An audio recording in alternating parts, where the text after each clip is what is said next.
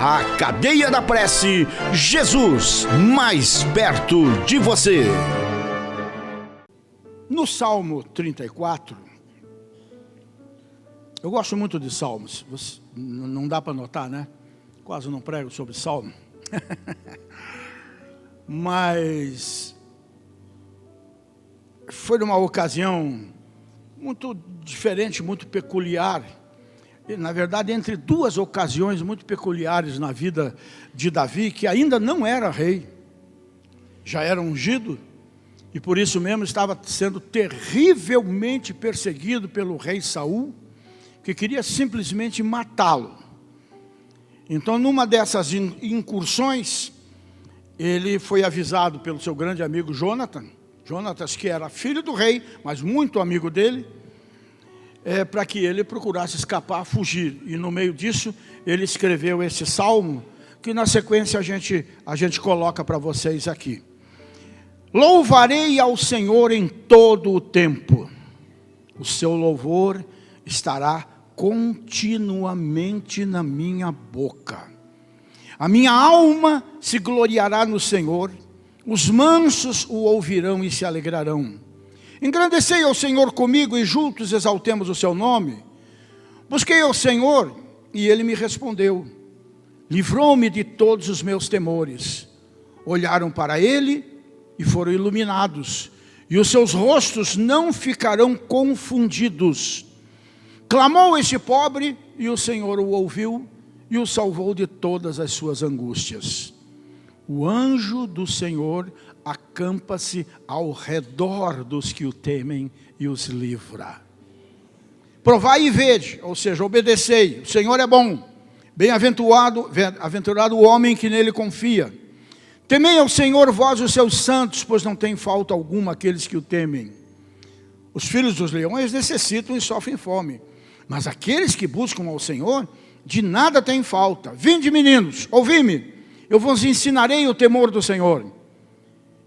Aqui é outra mensagem, os versos 12 e 13, sobre longevidade de vida, que eu prego outra hora. Quem é o homem que deseja a vida, que quer largos dias, muitos dias para ver o bem? Guarda a tua língua do mal e os teus lábios de falar enganosamente. Aparta-te do mal, faça o bem, procura a paz, segue-a.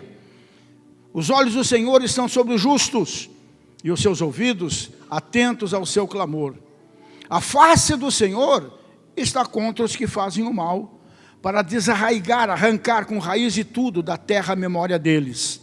Os justos clamam e o Senhor os ouve e os livra de todas as suas angústias. Perto está o Senhor dos que têm o coração quebrantado, não é revoltado, é quebrantado, e salva os contritos de espírito. Muitas são as aflições do justo, mas o Senhor o livra de todas. Ele lhe guarda todos os seus ossos, nem sequer um deles se quebra. Aqui já entra até uma profecia de Jesus. Amém? Vamos nos assentar nesse mesmo espírito, gente. E então aqui, como eu estava dizendo, depois dele ter tomado um caminho errado, ele depois toma um outro caminho, quando entra na história chamada Caverna de Adulão, onde neste período aqui, é que os judeus acreditam e ensinam que Davi realmente escreveu o Salmo 23. Foi nessa situação de muita angústia, de perseguição e até de uma coisa relativamente engraçada, né? Saul queria matá-lo, como eu disse, ele fez um pacto de amizade com Jonatas, ele foge para um lugar chamado Nob, onde ele encontra o sacerdote Alimeleque, que lhe dá o pão da proposição, porque não tinha outra comida para comer, deu o pão, que já tinha vencido, na verdade, né? E como ele não tinha arma nenhuma, pasmem vocês, tudo que o sacerdote encontrou no altar guardado era a espada de Golias, enorme. Não tinha outra, Davi disse, não tem outra, vai essa mesmo. e pegou essa espada porque ele estava correndo muito risco de vida. Então, ele toma uma direção errada nessa caminhada dele, agitada, e cai justamente nas mãos dos filisteus em Gate. E quando ele se deu conta do que estava acontecendo, ele deu uma de doido. Ele se fez de maluco.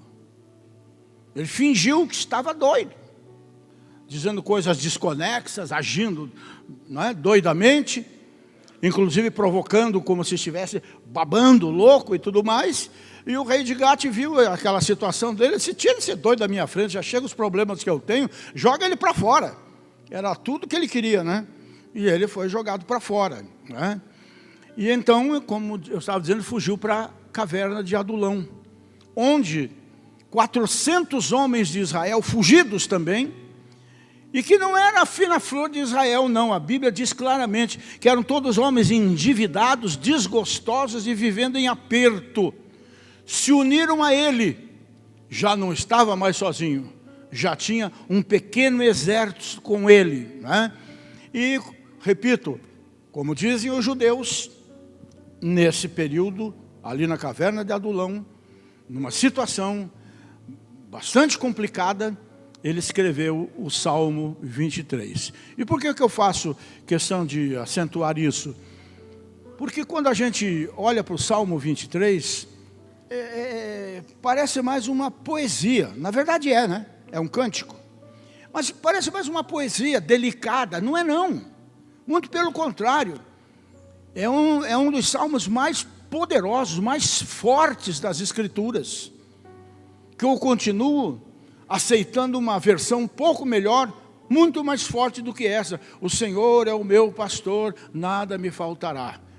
E a versão que eu gosto é: o Senhor é o meu pastor, não me faltará. Ele não me faltará, não é nada me faltará, é maior do que isso. Deus não me faltará, que é o que se encaixa melhor, inclusive nesse contexto aqui. Então, esse salmo foi escrito por ocasião de um episódio bastante bizarro, né? na vida desse moço. Ainda era jovem, né?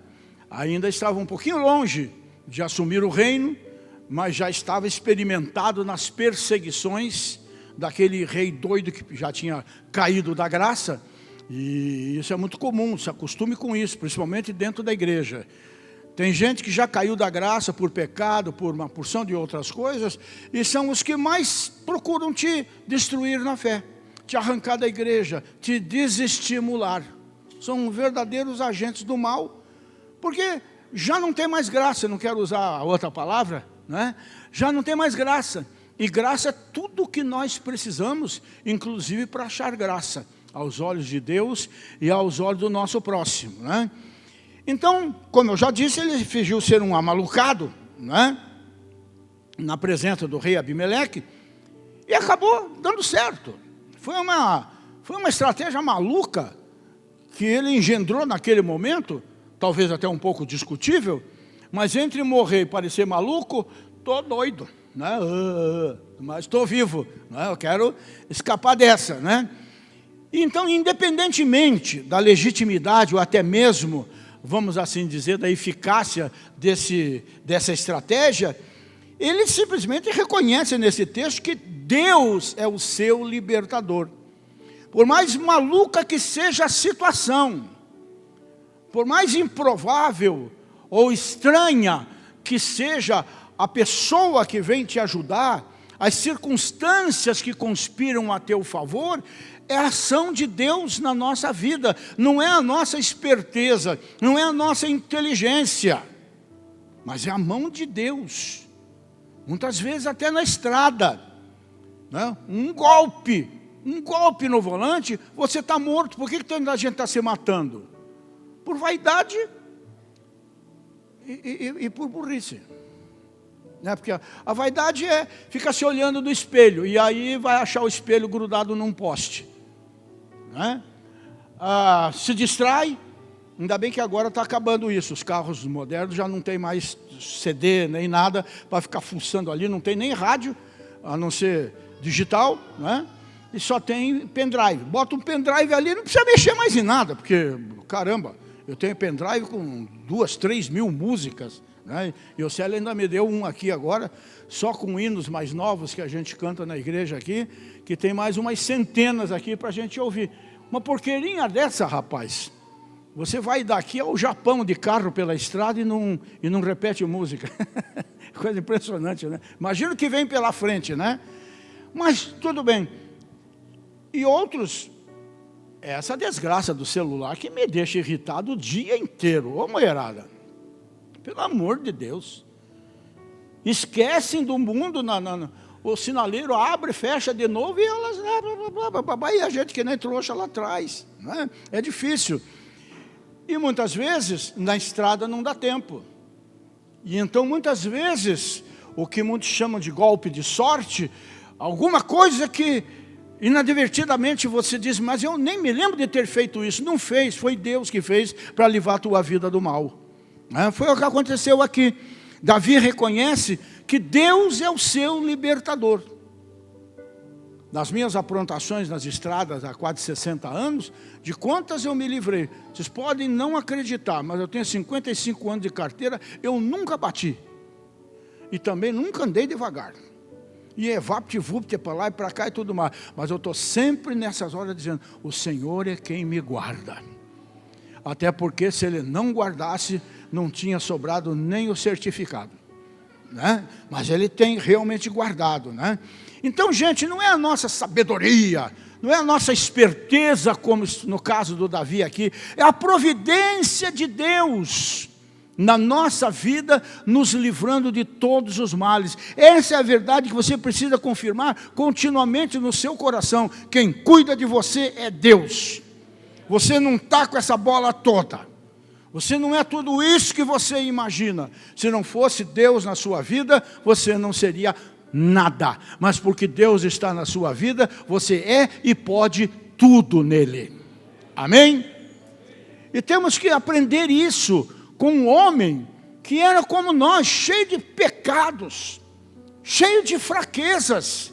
Mas uma fraqueza ele nunca teve, ele jamais duvidou de Deus, ele jamais deixou de confiar em Deus, e ele jamais deixou de recorrer a Deus para pedir perdão dos seus pecados, para se eximir das suas culpas. E isso é uma coisa que nós temos que aprender, porque maior do que a nossa culpa, o nosso pecado, é o amor de Deus, é o perdão de Deus, é o poder do sangue de Jesus. O que está escrito é verdade, nada pode nos separar do amor de Deus, nem o pecado. Você pode até se afastar de Deus, porque está no pecado ou qualquer outra coisa parecida, está pisando na bola, está fazendo uma coisa que sabe que não agrada a Deus, mas Deus está de olho em você guardando a sua vida. Deus está de olho em você. Porque tem uma semente plantada no seu coração. O mais importante, gente, nessas horas difíceis, como o Davi passou, olha o aperto desse cara. Imagine, gente, rememorizando. Um molecão vence o campeão dos filisteus. Corta a cabeça dele, envergonha toda são os filisteus de hoje lá, isso é o que é, né? Envergonha-os, exalta a Deus, leva consigo como troféu a espada do gigante. Passam-se tempos, passam alguns anos, tal, porque Davi não assumiu o reinado assim da noite para o dia, levou um bocado de tempo. Ele foi muito experimentado por Deus até chegar lá, né? E de repente, tendo em vista o rei querer matá-lo, para que ele não assuma o seu lugar, numa fuga, ele acaba se achando aonde? Bem onde estão os outros 4 irmãos de Golias, em Gate. Por isso que Deus mandou ele pegar 5 pedrinhas no ribeiro, porque além de Golias tinha mais 4 irmãos que depois vieram a se ferrar também, né? Agora imagina você de repente, quando você se dá conta, você está onde? No meio da torcida do Atlético com a camisa do Curitiba. Foi o que aconteceu, ou vice-versa. Não tem perdão, ou pior ainda, Corinthians e Palmeiras, né? Quando ele viu aquilo, ele só teve uma alternativa: vou dar uma de doido. E tem horas na vida da gente que a gente tem que dar uma de louco mesmo, viu? Tem que dar uma de doido, tem que chutar o pau da barraca, tem que tomar uma atitude, tem que esbravejar, tem que, de repente, fazer uma coisa inusitada, que não faz parte do teu temperamento, para que você saia dessa situação. Isso a gente aprende aqui também, não é? Mas o mais importante na hora da angústia é lembrar que Deus nos acolhe quando o buscamos. Ele diz no verso 4, busquei o Senhor, busquei o Senhor. E Deus diz na palavra dele, que todos aqueles que me buscam, olha a palavra como ela está escrita, eu me deixo achar. Eu acho maravilhoso esse texto. Eu me deixo achar. Busquei o Senhor e Ele me acolheu. Livrou-me de todos os meus temores. Então, gente, não importa se a angústia vem por causa de uma circunstância externa a nós, ou uma circunstância provocada por nossos erros. Como foi aqui no caso de Davi, que errou o caminho, né? Mas quando buscamos ao Senhor, Ele nos acolhe e Ele usa situações inusitadas para nos livrar. Situações que, às vezes eu vejo aí alguns acidentes que acontecem, que não era para ter sobrado nada, assim, nada de nada, porque do carro mesmo não sobrou nada, e o cara sai andando do lado do outro lado. Não é possível que Deus não tenha um plano com uma pessoa dessa. Vocês têm visto isso? Parece até montagem, né? Mas é a mão de Deus. E além disso, Ele nos livra de todos os nossos medos, mesmo que não tire de imediato o que causa angústia, para trabalhar em nós.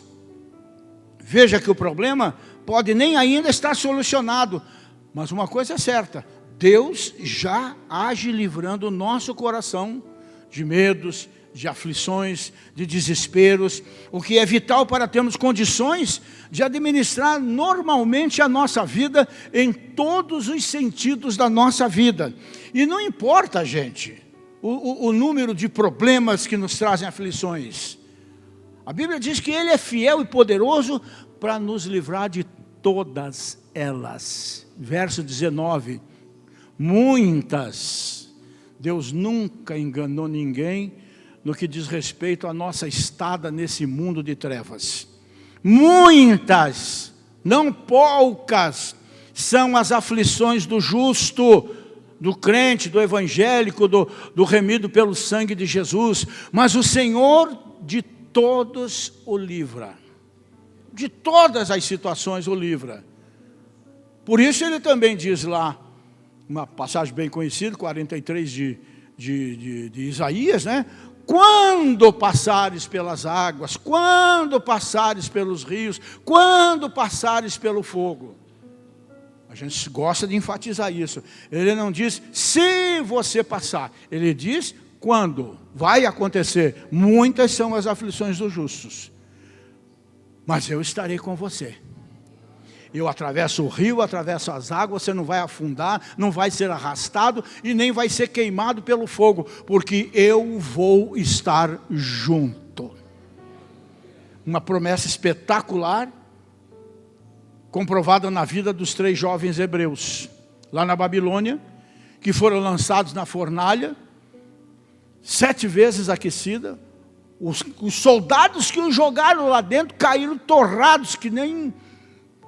como é que chama aquilo que eu gosto de comer? Toicinho lá, aquele negocinho, né? Para o lado de fora da fornalha. Torresmo é bom, né, gente? Rapaz, eu comprei 2 potinhos essa semana, mas aquilo é só carne, rapaz. Eu estou toda hora lá cutucando, né? Pois é o que o diabo quer fazer de nós, torresminho, mas Deus não deixa, porque Ele entra na fornalha junto conosco. Gente, você tem que crer nisso. Você não pode desesperar no primeiro confronto, na primeira luta, na primeira palavra maldita, com separação, do médico. Você está com câncer. Quantas pessoas chegam para mim, já morrendo, já comprando consórcio de caixão de defunto. O médico disse que eu vou morrer, que eu estou com câncer. Eu disse, irmão, vem cá. O médico é novo? É, mais ou menos. Então procura um médico velho, procura um novo parecer e volta aqui. Pastor, o senhor tinha razão, era só uma coisinha de nada. Mas o médico já matou. E não matou com uma doença que não existe, mas que ele presumia que existisse. Ele já matou com a má notícia.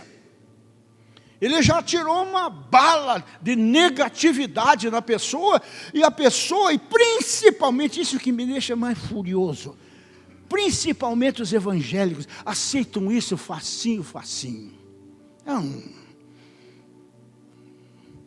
Para trás de mim, Satanás.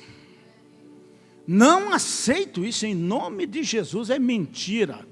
E né? Então, vamos ver se a gente termina para orar um pouquinho. Davi mostra que a bondade do Senhor, ela não é apenas testemunhada como ato de fé, mas como comprovação real na nossa vida, na nossa existência. Verso 8 ele diz assim, provai e vede que o Senhor é bom. Bem-aventurado o homem que nele se refugia. É óbvio que o termo refugiar se refere a situações aqui de perigos, de dificuldades, o que ainda torna maior, mais grandiosa a bondade do Senhor. E Davi já havia se referido à presença do anjo do Senhor, o que é uma verdade. O anjo do Senhor acampa-se, verso 7, acampa-se ao redor dos que o temem e os livra. Eu sempre gosto de colocar isso para vocês, vai ser a 1000ª vez que eu vou fazer. Né? Pedro diz, sede sóbrios, vigiai, porque o vosso adversário anda ao derredor de vocês, procurando a quem possa destruir, engolir, devorar. Derredor é a minha jaqueta. No entanto, o anjo está ao meu redor. O Senhor está grudado em mim, o outro está na minha volta. Vai ter que passar por esse primeiro para tocar em mim. Deu para entender isso? Ponha isso no seu espírito. Que para chegar até você, tem o poder do sangue de Jesus pela frente. Tem a marca do Senhor na sua vida. Tem a sua certidão de nascimento no caminho, né? Então, ao lidar com essas aflições, você tem que saber que não importa se ela é grande, se ela é pequena, se ela é de hora, fora de hora, né? Você só tem que saber que Deus vai abençoar tudo na sua vida. Por isso, toma as decisões que possam trazer sossego à sua alma. Tem muita gente que bota na conta de Deus e até na conta do diabo, mas é o único e exclusivo culpado e não assume isso.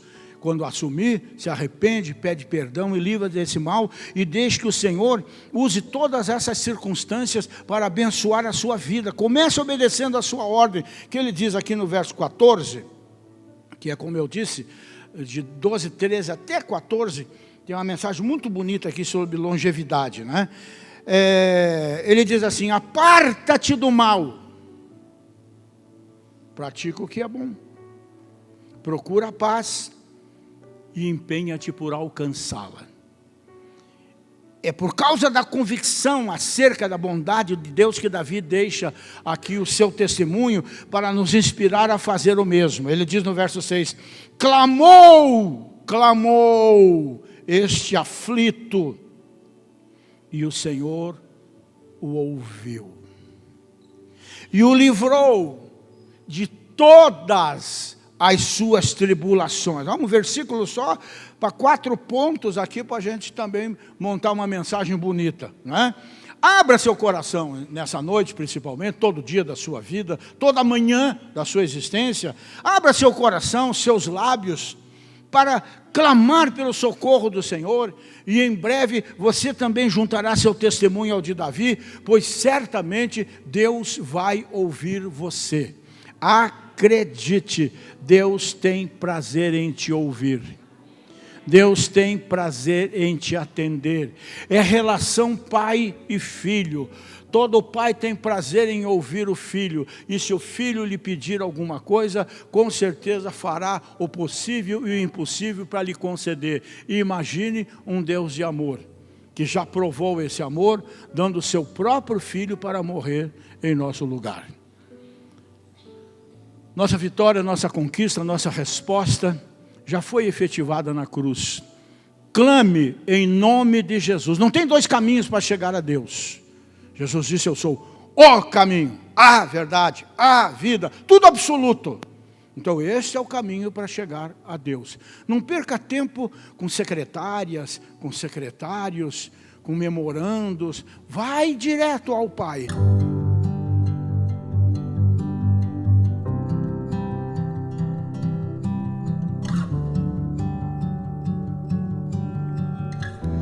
Mais que palavras,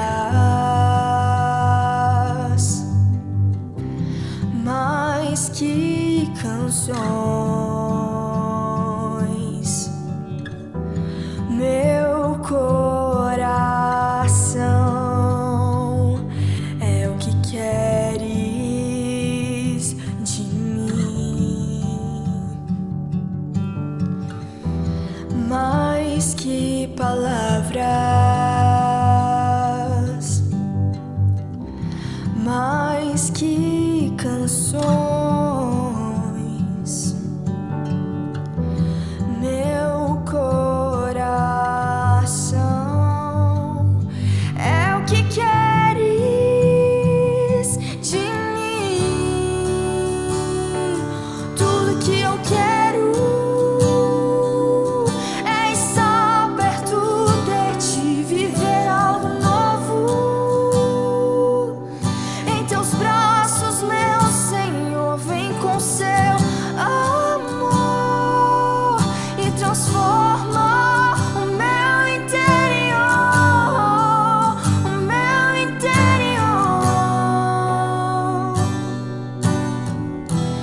Não só sentimento,